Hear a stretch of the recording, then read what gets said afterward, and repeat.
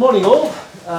Thank you very much for attending. I'd like to send an extended thanks to Radio Parts for being gracious enough to have us here. My name's Mario, I'm from Nest Corporation and we are a Hikvision distributor. In fact, we're pretty much exclusive Hikvision when it comes to CCTV and so forth. This is Adrian Bugeja. He's from Hikvision. He's here to do the presentation that's going to follow after my little spiel.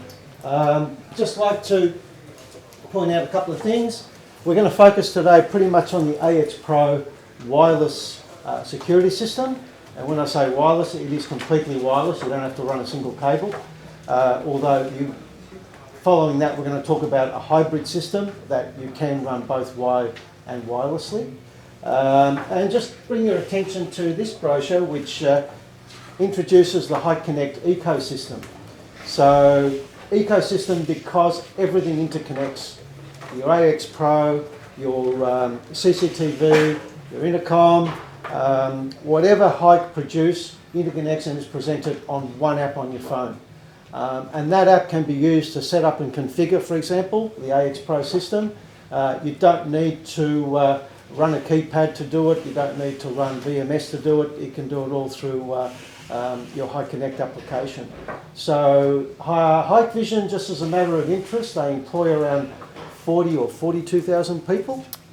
The interesting thing about that is that about 20,000 of those people are involved in research and development.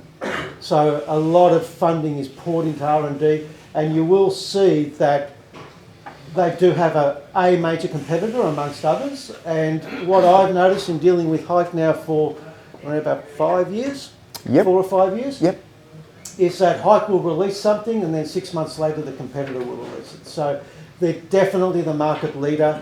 The other thing is you won't find Hikvision being sold everywhere.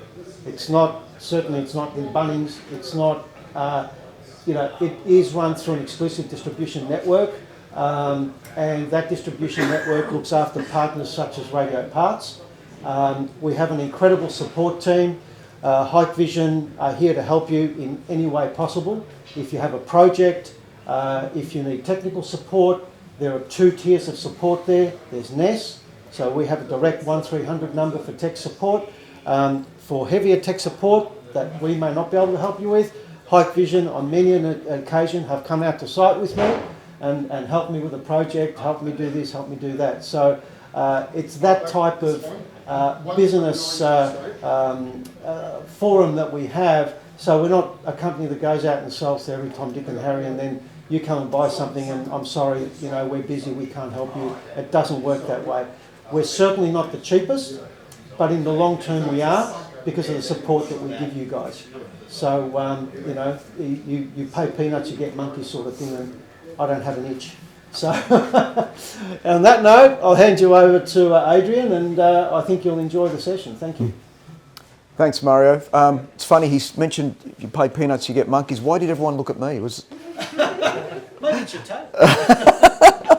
Okay, firstly, I'd like to thank both Radio Parts and Finesse for inviting us to come in and have a chat to you guys about the Hikvision range of products.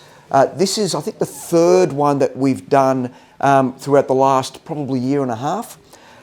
What we've done in the past is talk about our eco solution, okay, which is what Mario just mentioned earlier. What we decided to do this time was to make a more specific training and information session about our AX Pro wireless alarm system. Okay, so has anyone here used our wireless alarm panel before? No? Okay. One of the things that we do with or that we think one of the main advantages of our system is that it can reduce the amount of time that you need to go out to site and physically install the system on at a residential or a commercial site, because there is no need to run wires, there is no need to put end-of-line resistors. Okay, so what we find is that this is really popular because it's just a simple case of setting the system up on the customer's network, whether it be through their Wi-Fi or whether it be through Ethernet or maybe 4G, and we'll talk about that a little bit later, and physically pairing the actual device or the peripheral device to the main hub itself. Okay, and you can actually do this if you like on a test bench, and then go out to site, physically screw the peripherals to the wall, and make sure it all works, instruct the user how to use it, and get out. Okay, so that's one of the main advantages of the new AX Pro wireless alarm panel. Okay, Amy, could you hit the next? So what we're going to do is we're going to talk initially about the panel itself, just an introduction on the specifications and what sort of peripherals are available with the particular system itself. Okay, then we'll go in and talk about the basic setup of the system. So I'll show you how it's all set up on the actual on your mobile phone app. Now, what I usually do is I show everyone individually on the app itself. But because there are so many of you here, what I would do is take a snapshot of everything, put it on a PowerPoint, and that way we can go through each step. Okay, because otherwise there's a lot of, have you seen that, have you seen that, have you seen that? Okay, thanks Amy, go to the next one. Okay, so this is our entire AX Pro range. Okay, as you can see, there are a number of different peripherals, much like any other alarm panel that you see around. Okay, whether it's wired or wireless. Okay, everything that you see here is actually wireless. Okay, Amy, I'll let you go to the next one. And it works on a 433 megahertz radio frequency. Okay, it has the ability for the hub itself to transmit over a distance of 1.1 kilometres. Okay, now guys, that's in open space. Okay, obviously if you put a big concrete wall in a commercial environment, it's going to significantly reduce that. Okay, if you have applications where you need more than a range of 1.1 kilometres, then you can actually install repeaters, and we'll talk about that a little bit later. As you can see, there are a number of different peripherals. You've got your standard wireless inputs, your arm and disarm devices, your different types of, whether it be an external siren, internal siren, etc. Okay, and you can also connect whether it be a Hikvision or even a third-party CCTV solution on the particular system itself as well. Okay, so you can tie everything together so that it looks as though it's all one application utilising your entire security solution. Okay, we've got a number of ways that we can connect the AX Pro alarm system, which is this device here. Okay, you can connect it via an Ethernet connection. So if you've got an Ethernet connection at that point, then you connect it using the an RJ45 connection with a Cat5, Cat5e or Cat6 cable. Okay, you can utilise the Wi-Fi feature if you like. So you can connect it to the network via Wi-Fi. Okay. Alternatively, if you don't have any Ethernet or Wi-Fi connection, you can connect it via a 4G network. On the back of the device, look guys, it's going to be very difficult to see, but you can see there's two little slots here. You can actually install two separate 4G SIM cards on there if need be. Okay, so if you need a level of redundancy, if for some reason you lose range with one SIM card, then you can have another provider on the on slot 2 to be used as a backup. Okay. Now all of the information can be transferred to a monitoring centre. Okay, if need be, through either the monitoring centre receiver or what we call an ARC. Okay, or alternatively, you can set it so that it goes to the customer's mobile app, the Hike Connect app on their phone. Okay, and you can have it so that it goes to both as well if need be. Thanks, Amy. Yep. As I mentioned earlier, if you have a scenario where you need to increase the signal strength, because let's say you're in a commercial environment, it may be in a separate building that you need to transmit that particular signal to, then we utilise a repeater. okay? And that will basically double the length of the 1.1 kilometres, okay? The only peripheral that will not do that range is the PIR cam, and that's a camera on top of the PIR. It's a snapshot camera. It'll actually take up to 7 snapshots if someone moves in front of the PIR, and it creates an alert, okay? So it's not, just keep in mind guys, it's not a video camera.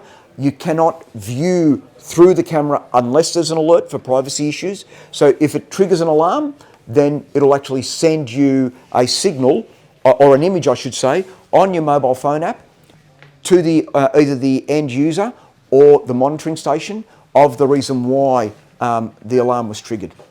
Okay, so if it's you can immediately look at it and say, okay, well, it's a false alarm because it was my daughter who forgot to disarm the alarm before she walked in the door, or you can immediately say, okay, well, I don't know that person, so this is actually an intrusion, and you can provide that image to the authorities should a break-in occur.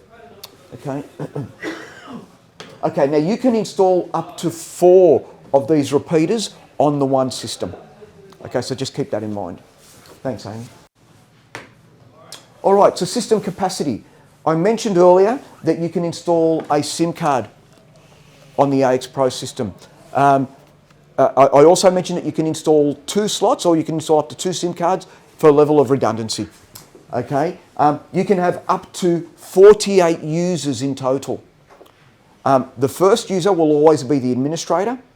You'll always have an installer, okay, and 46 additional users. Obviously, the level of administration will have more authority than your other 46 users, okay, and we can tailor that for you as well. Okay, you can have up to 96 wireless inputs and outputs in total on the one system. Okay, you can have up to 6 sounders, 4 repeaters, as I mentioned earlier, up to 8 readers, sorry guys, and keypads, okay, on the one system. 48 remotes or key fobs. You can connect up to 4 cameras onto the system as well. And what that will enable you to do is it'll enable you to view up to 7 seconds of footage if a break-in occurs. Okay, now that is without actually connecting it to an MVR. If you've got a Hikvision MVR there, then you can actually play back that footage. You can go in and play back that footage from the MVR, or utilising the One Hike Connect app on your mobile phone. Okay, you can do up to 32 areas, and you can do up to 5,000 or store up to 5,000 log files within the alarm panel itself. Thanks, Amy. Okay, so the product family. Guys, as you would see from any other alarm provider, you can do things like a smoke detector. Okay, you can have devices like, and I mentioned this earlier, a PIR cam. You can have a PIR camera, a PIR that has is able to detect pets. Okay, less than 30 kilograms, so a weight of a mass of less than 30 kgs.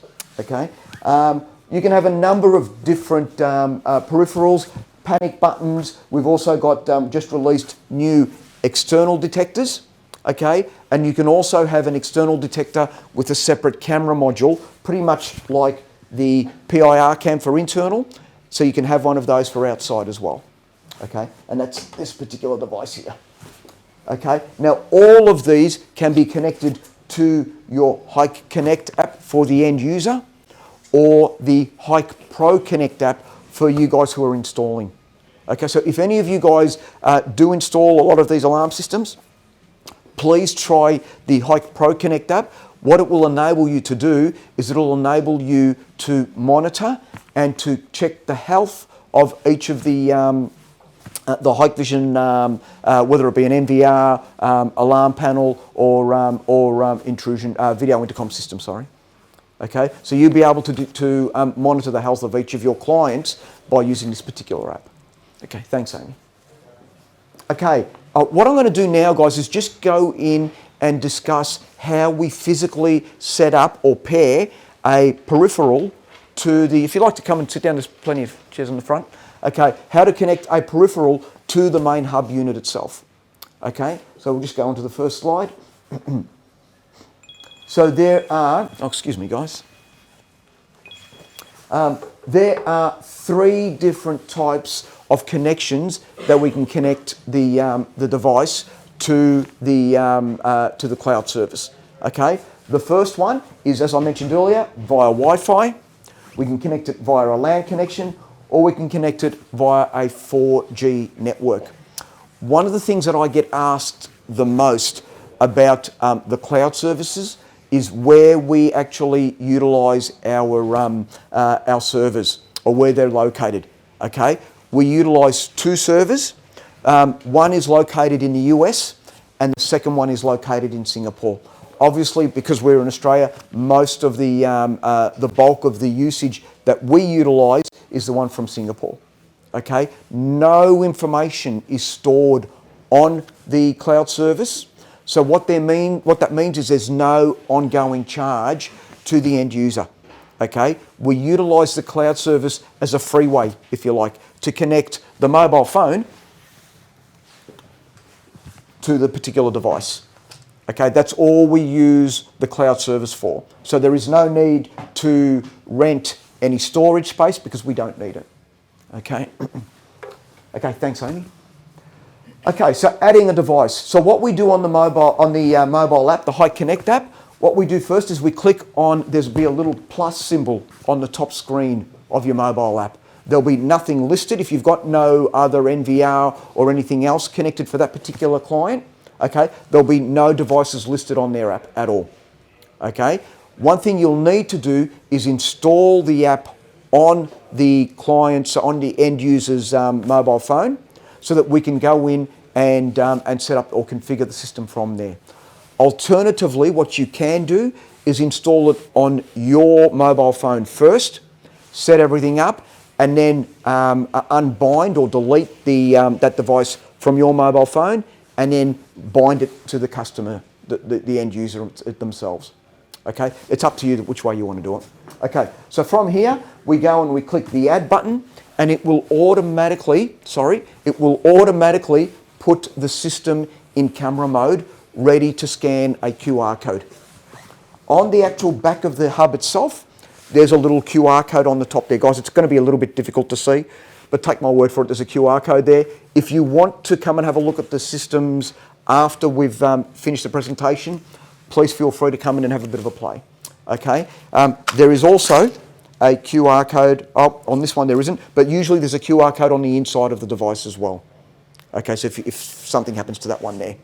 Okay, now, so you'll put the system into camera mode, you'll scan the QR code, and it will bring up whatever the device is on your mobile app. So if it was an NVR or a recorder, you'll see that it's an NVR hit there.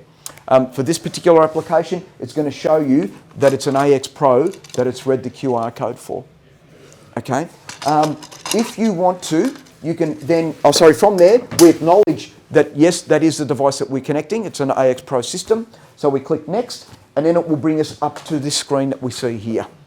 Okay. Now, this screen is asking us whether we're going to connect the system via a wireless or via Wi-Fi, or via the, when I say wireless, guys, sorry, I mean Wi-Fi, okay, or via an Ethernet connection, okay. In this instance, I'm going to say that we're going to do it via a wireless connection, okay, but the Ethernet connection is exactly the same from here on, okay. Thanks, Amy. Okay, so now it's asking us to turn on our device. On the back of the unit, guys, it's going to be a little bit, we should make a black switch, but there is a switch there, okay? Up until now, the device stays in the off position. Once it asks us to turn on the device, we turn on that particular device and the system will start to boot, okay? It will take approximately 90 seconds to boot up fully. But what we do in the meantime is we turn the switch on and then we go to the next phase of the installation, which is pairing the device to the Wi-Fi network. Before we do that, the first thing we've got to do is pair our mobile phone to the Wi-Fi network as well. Okay, so we'll turn that on. We'll go to the configuration on our mobile phones.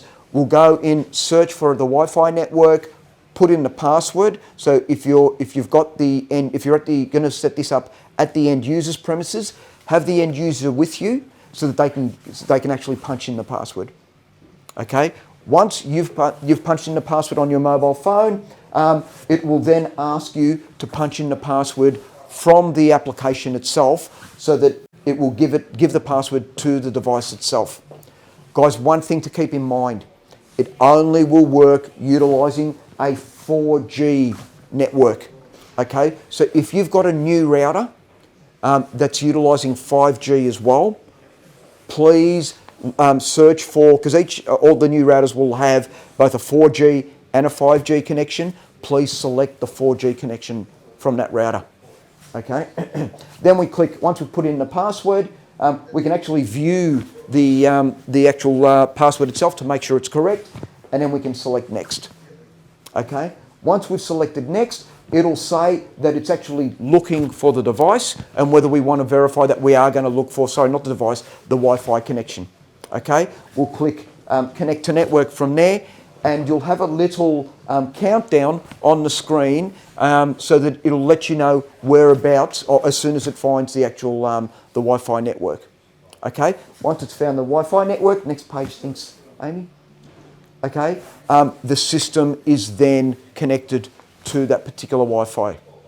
Okay, now from here, the next step is to connect our peripherals, so our devices, to the main hub itself. So right at the moment, we've got this on our Hike Connect app, okay, which is on their network, but our next role is to actually pair the actual PIR to that particular hub. Okay, so what we're going to do next is we go into the, back again. We go into the back of the device. There's a little screw underneath the device. This is a PIR. What we've shown up here is the actual keypad. So we'll go into the screw, open the device up, okay, and inside the device you will identify that there is a little switch at the bottom. Okay, this is actually screwed in, so I can't show you, but there's a little white switch right at the bottom of the device, and we leave this switch in the off position initially. Okay, the system will tell us when to turn the device on. Okay, one thing that we need to, and can we just go back for a sec? One thing that we need to keep an eye on is where the battery connections are. We usually utilise some insulation tape so that there is no connection between the battery and the device while the system is sitting on the shelf. Okay, just to maximise the battery strength. Okay, so when you get it, once you've opened up the device, please go ahead and pull out those little insulation tapes. Okay, then once we've identified the power switch, go to the next slide. Okay, then we've actually go into the actual device itself, the AX Pro device, by selecting it on the actual mobile phone apps, and that's just by tapping the app. Okay, so we'll tap the app in this area. Okay, and once we've done that, there will be 3 tabs that we can select. The tab that we want to look at in this scenario is the actual device tab, which is where we pair the device to the hub itself. Okay, once we've selected the device, we click on the plus sign, and again it will bring the mobile phone app into your camera setup. Okay, from the camera function, we can go in, scan that QR code, and it will automatically identify the device once we've turned on the unit. So from here, it'll ask us to turn on the unit. We turn on the unit, and then it'll identify that particular device. Thanks, Amy. Okay, so from here, it's identified that we've scanned the QR code and turned on the unit for the keypad. Okay. From here, we can determine the signal strength. Okay, so you've got 4 bars. In this instance, it's showing us that the signal strength is 3 bars. Okay, and the battery strength. Okay. Once we've done that, we can actually go in by selecting this arrow on the app itself, and it'll give us all of the information about that particular keypad. Okay, from here we want to then go in and configure the keypad or the particular device. So we click on the little configure icon on the top left-hand corner, or top right-hand corner for you guys, okay, and we'll be able to select all of the different types of configuration that we can set up on that particular keypad.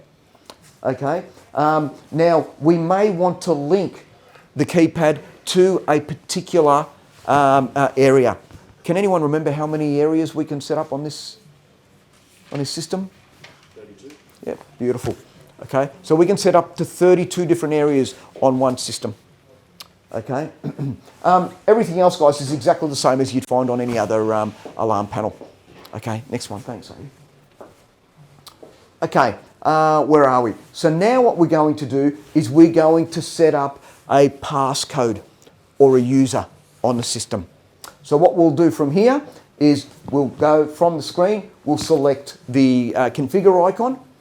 We can go to user by selecting the or touching the little arrow to the right.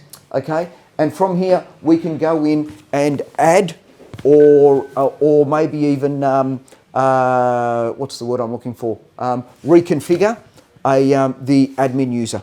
Okay, so if you're doing this for the end user, we can make a change to this. You might want to make a change to the name of the user. We might want to make a change to give them a different passcode.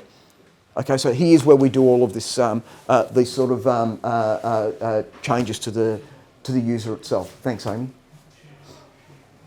Okay, so here, if we wanted to change the password, so we've utilised our own login, and we want to give the administration login to the user themselves, then we'd go in to change password. They would type in their new password, passcode, and then click OK. Once you've clicked OK, the device will say that the passcode has been saved, okay, and then you've actually set up your first administration user on the actual device. Thanks, Amy. Okay, from here we may want to add a tag. And what I mean by tag, guys, we've also got on the system, we've got the ability to have a card reader or a fob reader on the actual camera, on the actual alarm panel. Okay, so if you want to be able for your end user to, rather than use a passcode, to use a fob, then we can actually program it from here. Okay, so what we do from here, again, we go into the configuration icon at the top of the screen.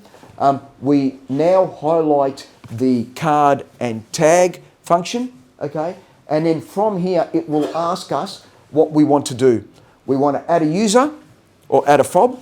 We click the plus sign, and on the actual device itself, it actually has a reader installed on it as well. So what you would do from here is you'd get the fob, put the fob up against the actual card, against the device, and it will actually acknowledge that as that particular user. Okay. From there, you can configure that user. Okay, guys, on the main fob, on the main hub itself, even though we have a card reader on there, I would always recommend to keep this device away from the front door, okay? Because it's the hub, okay? When we set up an alarm system, we don't set it up, it's not like the old days where, I don't know if you guys were around, where the actual arming and disarming was on the device itself, and it was just a key. I'm not sure if any of you guys are old enough to, look, I certainly am, right? But it was just a key, yeah, me too, yeah. So you'd arm it, right, turn it on, and the device would be turned on. So we'd put the alarm panel right next to the front door, which is not a really good idea because then people would come in, chop the wires and take the alarm panel. With this one, you don't need to chop the wires because there are none. So we don't want to keep this next to the front door. Obviously keep it somewhere where it's obviously away from the front door and somewhere where it's hidden. Okay, I always recommend to utilize the reader within the actual hub itself to configure your fobs, not to enter and exit the actual building. Okay, okay, so from here, where are we? We've already configured the fob. Next page. Okay, now from here, we need to be able to enable the actual fob and maybe put names to that particular fob as well. So this is what we do, and I'm not going to go on for too long because it's self-explanatory, but here we can actually make a change to the actual, to the fob as far as the name is concerned, and then we can enable or disable it depending on whether we want to keep that fob active or not. Thanks, Amy. Okay, next step is to actually go in and set up or pair the other peripherals like the PIRs. It might be a door read sensor, okay, or a window read sensor. So what I've done in this instance is I've taken a snapshot of the Pir Cam, okay, and what we do is the first thing we need to do, exactly like the key fob, is we unscrew the actual the screw at the bottom of the device and open the device so that we can, number one, get access to the insulation tabs on the top of the battery, and number two, get access to the on-off button. Okay, we leave the device off, we scan the QR code at the bottom of the device, okay, and once we scan the QR code, next slide, once we scan the QR code, after we've pressed the plus button, of course, because we want to initiate a new device, once we've scanned the QR code, we then need to turn on the switch within the actual device itself, okay? Once we've turned on the switch, it'll actually pair that device to the hub. Next slide, thanks, Amy. One back. Okay, so now it's telling us that we've actually identified that the device in this instance is a Pir Cam, okay, and it's giving us the signal strength and the battery strength of that particular device. Okay, now from here we need to configure the settings within this device. Okay, regardless of whether it's a Pir Cam, or it might even be a, here we go, it might even be an internal or external siren. Okay, so we can, for the sirens, we can adjust the volume if we want. Okay, I always reduce the volume to almost a minimum when I'm configuring, and then before I leave I just set everything up to maximum. Okay, so in this instance I'm going to go in, press exactly the same as our keypad. I'm going to press the arrow on that particular device, and it's going to show us all of the information for this particular device. Okay, we can go in, have a look at the temperature, we can look at the intensity, the signal intensity, and the battery level, etc. Okay, guys, all devices actually have a tamper as well. So just keep that in mind. If you do want the tamper enabled, then when someone pulls it off the wall or opens the device up, it'll send an alert to your mobile phone application as well. Okay, once we've done that, we can then start to configure, in this instance, the PIR.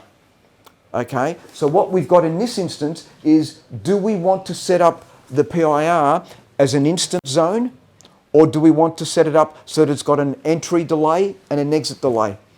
So we change that by clicking on this little arrow next to where it says instant zone, and then from there we can select whatever the requirements are. If we've got this in front of a front door, obviously we want to set up an entry time and an exit time. Okay? If we've got it in a garage, then in my opinion the entry time and exit time should be longer than what it is on your front door. I know usually at my place I usually use whether it be the app or whether it be a remote, I usually arm it or disarm it as soon as I get in the garage.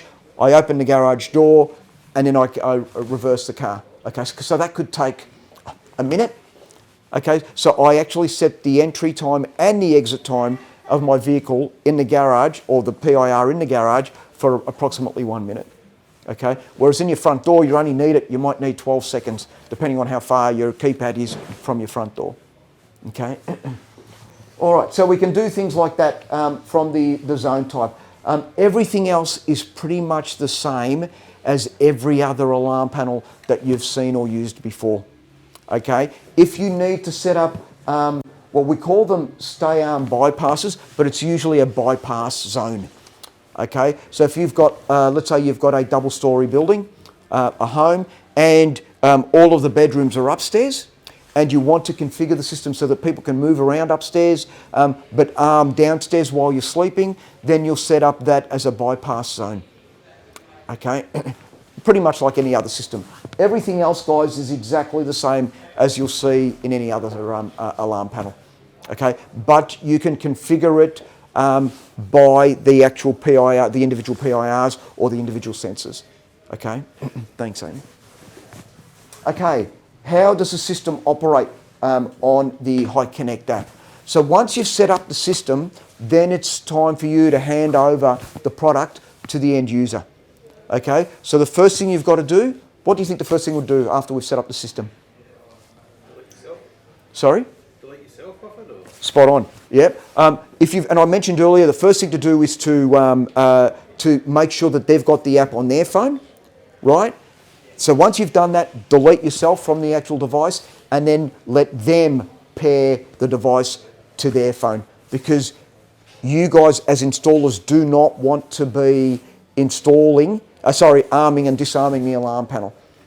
Okay, so delete yourself from the alarm panel and give the administration rights to them. Okay, so once that's done, they will have this on their actual HiConnect app itself. Okay, if they've got a number of different devices, right, it'll be like they'll have the AX Pro system icon on their app. They might also have an MVR on their app. Okay, so they can go in and select information from the MVR if they want to look at cameras. But in this instance, all we're concerned about is the AX Pro system itself. Okay, on the bottom of the screen, you've got 4 key buttons, okay, touch buttons. Now those 4 key buttons actually activate and deactivate the entire alarm panel. So if we've got separate areas, so let's say we're in a commercial environment, and we've got area 1 might be the administration side, area 2 might be a back factory. Excuse me, a back factory that you want to arm separately. Then you can arm it and disarm it via the area. Okay. If we want to arm and disarm the entire system, then we utilise these little key buttons at the bottom. Okay. So we've got an arm away. So this is when we're leaving the premises. You can have a stay arm, which is a bypass arm. Like I said earlier about wanting to arm the bottom floor, but leave the top floor disarmed so that you can run around. Okay, chase after your wife if you like. Okay, you can also disarm with the third icon on the app itself, or you can do what we call an alarm clear. Okay, the alarm clear is not something that I've seen before I started working with Hikvision, but it's a very smart way of deactivating the alarm without disarming the actual device. Okay, so it's only going to save you a button, but if you've accidentally gone in and your wife has forgotten her bag in the house, so you've already driven off and then she decides that she's forgotten her bag, you drive back and she's got to go back into the house to pick up her bag, you don't have to disarm and rearm it again, you can just deactivate, deactivate that particular arm. Okay, so it'll just ignore it. Okay, thanks Amy. All right, device sharing. In what application do you guys think would need to share the actual the device to another? Yep. The police. Sorry? The police. If you have to submit footage to police. No. That's actually a good answer, but it's not to share the footage. It's to share the control of the device. Yeah, exactly. So my wife always thinks that she's the administrator, but has no idea about technology. Okay, so I'm going to have to share my device so that she can control it as well, and also the kids, right?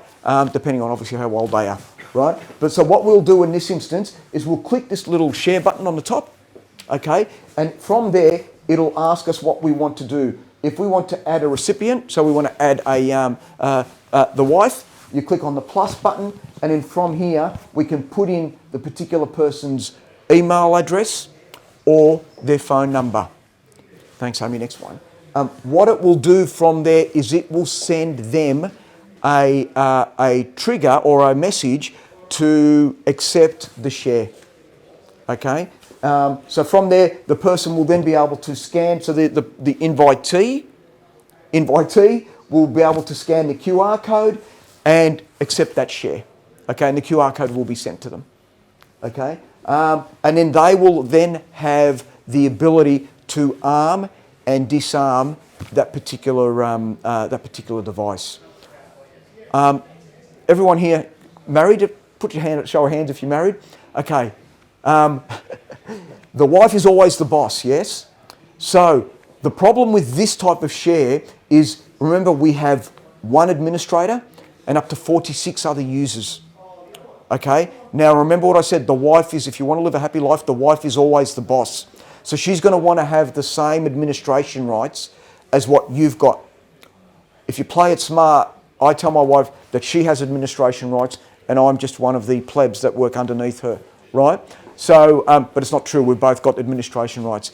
The way that we give multiple administration rights to the device is we share the same passcode and the same login, okay? So if my passcode was Adrian Bugeja and the login was whatever it was, then I would then give her the same account, okay? So that way we can both administer the actual product. Okay, thanks Amy. And then you hit accept and bang, it's actually been shared out. Okay, system configuration. There are a number of ways that we can actually configure this particular system. And the way that we do that is we click on the icon from the device, okay, from the application itself, and then we can go into the configuration tab. Okay, like any other system, you can configure the system depending on that particular application. Okay, so from that we can then go in and change the language or the time zone. Thanks Amy, next one. Okay, alternatively what we can do, or on top of that, we can go into system options and we can change the configuration of the system to suit that particular application. Guys, the type of configuration is exactly the same as you've seen on any other alarm panel. Okay, the one thing that I will ask you to keep, if you go to the the fault check tab on your mobile app, it'll list a number of faults that it will send if that particular status occurs. Okay, what I always recommend, if you are using a wired connection and you're not using a Wi-Fi connection, then disable the Wi-Fi fault check. Because what it's going to do is it's going to say, I can't see a Wi-Fi, so every couple of minutes I'm going to send a message to the mobile phone app to tell them that the Wi-Fi is not connected.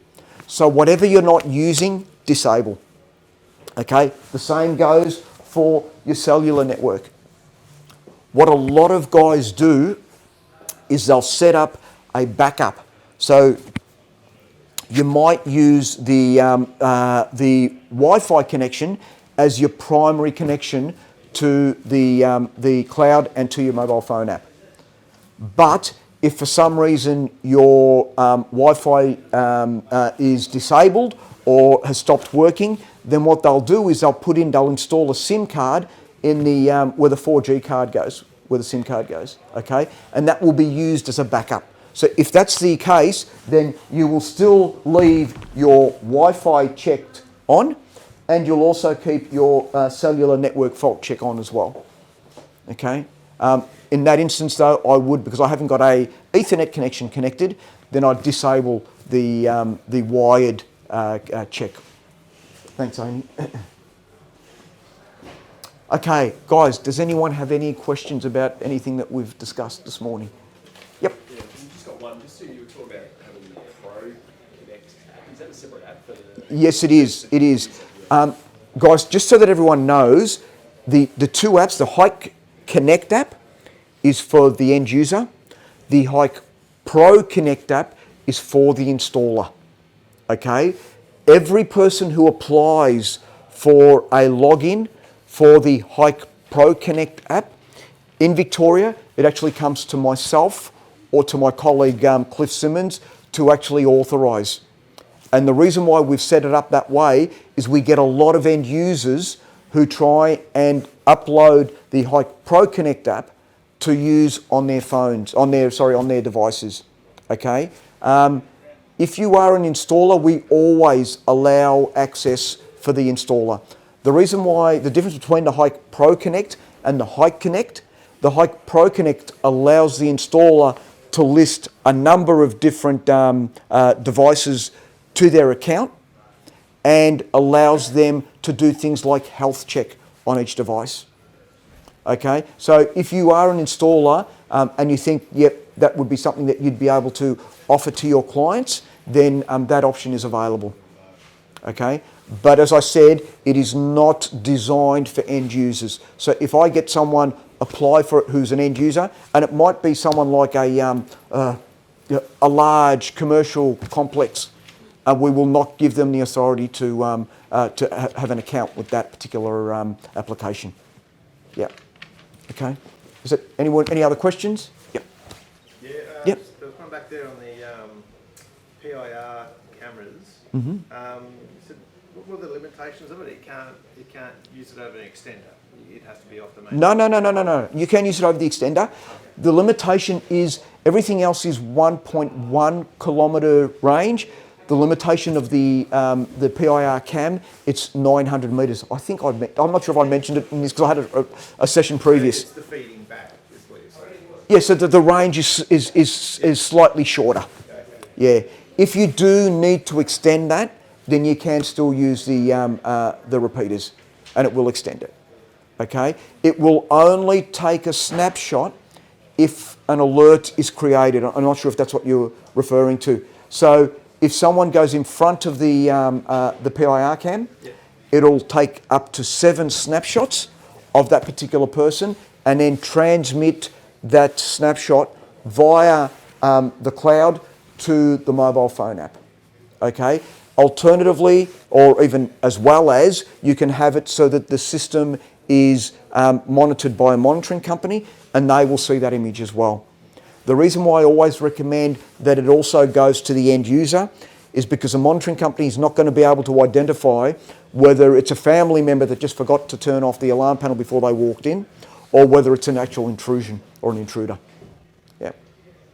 Okay. But they're the only differences between the standard PIR and the PIR cam. Okay. Any other questions, guys? No. Has anyone installed any of these systems before, any of the wireless AX Pro alarm panels? No? Okay, no problem. One question that I get asked a lot about is the actual, whether we have a wired system as well. Okay, because there are a lot of systems that the alarm panel's gone old and is starting to fail. We will be releasing our new what we call hybrid alarm panel at the end of this month. Okay, we're just getting our final accreditations done in Australia, and it'll be released at the end of the month. Okay, the difference between that one, the difference between that device and this device is that the hybrid system can use wired connections as well as wireless.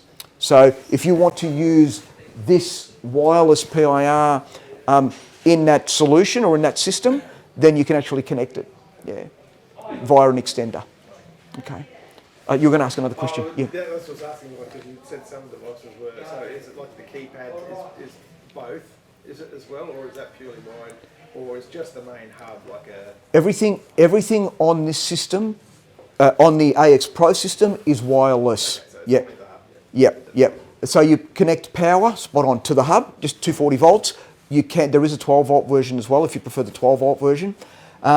The only thing that I recommend, and I think I did mention it with the other group, but I don't think I mentioned it to you guys, we do have a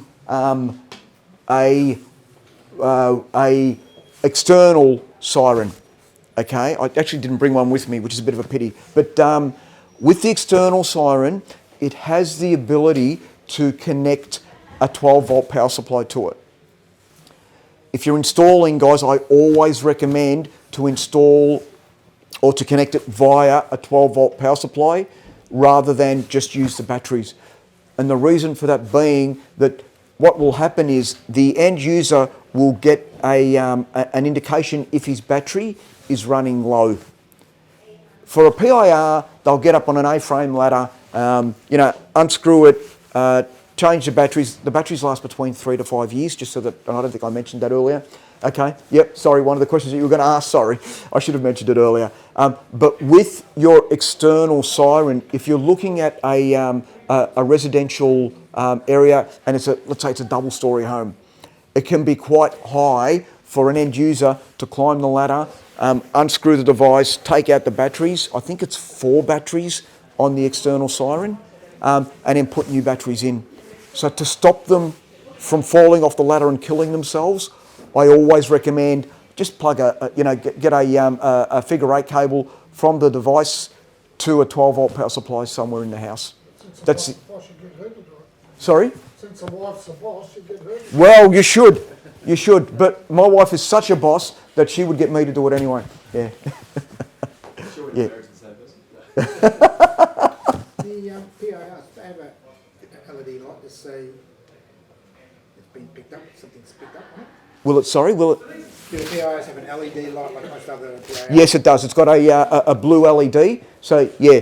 They come on with batteries?